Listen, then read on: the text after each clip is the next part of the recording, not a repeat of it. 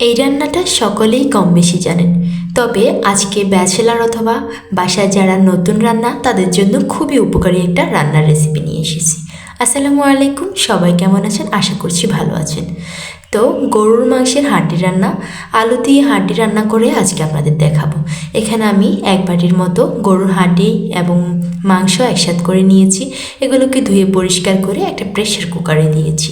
আজকে আমি পুরোটা প্রেশার কুকারে তৈরি করে আপনাদের দেখাবো। ধুয়ে পরিষ্কার করে এখানে পরিমাণ মতো 2 চামচের মতো হলুদ দিয়ে দিচ্ছি, মরিচ দিয়ে দিচ্ছি 2.5 চামচের মতো, দিয়ে দিচ্ছি লবণ স্বাদ মতো, দিয়ে দিচ্ছি দারুচিনি, এলাচ, তারপর তেজপাতা, সব কিছু ধাপে ধাপে দিব। দিয়ে দিচ্ছি রসুন, দিয়ে দিচ্ছি পেঁয়াজ বাটা। এখানে দিয়ে দিচ্ছি পেঁয়াজ বাটাগুলো অনেকগুলো, আমি পেঁয়াজ রসুন আদা অনেক কিছুই আমি এখানে ব্লেন্ডারে একসাথে ব্লেন্ড করে নিয়েছি, যার কারণে আমি বাটা মশলাটা ব্যবহার করেছি আজকে। তারপর খাঁটি সরিষার তেল সেটা অবশ্যই ব্যবহার করতে হবে, তাহলে মাংসের টেস্টটা অনেক বেশি ভালো আসে। তো তারপর দিয়ে দিচ্ছি তেজপাতা, দিয়ে দিচ্ছি দারচিনি ও এলাচ। আমি দারচিনি এলাচ এগুলো কিন্তু আগেই দিয়েছিলাম, এখন আরেকটু একটু দিচ্ছি। দিয়ে দিচ্ছি জিরার গুঁড়ো, দিয়ে দিচ্ছি ধনিয়ার গুঁড়ো। তো সব কিছু দেওয়ার পর সুন্দর করে আমি হাত দিয়ে মেখে নিব। মাংসের সাথে মশলাটা সুন্দর করে প্রথমে মেখে নিচ্ছি।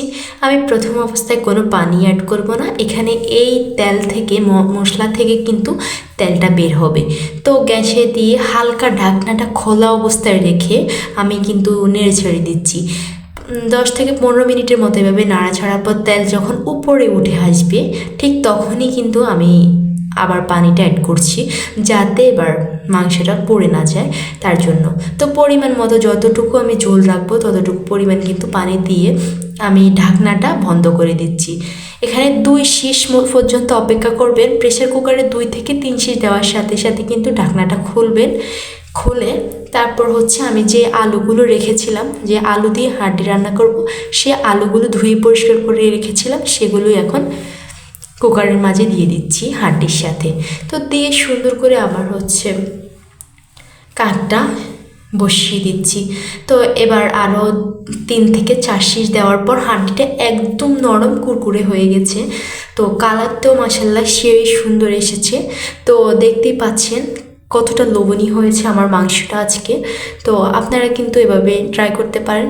আপনারা এখানে পরিবর্তে অনেকে কড়াই অথবা পাতিলেও রান্না করতে পারেন, তবে আমি সেম রান্না সেম প্রসেস সব কিছু এক, শুধু কুকারে রান্না করলে একটু তাড়াতাড়ি হয়, যার কারণে এইভাবে দেখানো হয়েছে। তো ভিডিওটা কেমন লেগেছে অবশ্যই জানাবেন। দেখা হবে অন্য কোনো ভিডিওতে। আল্লাহ হাফেজ।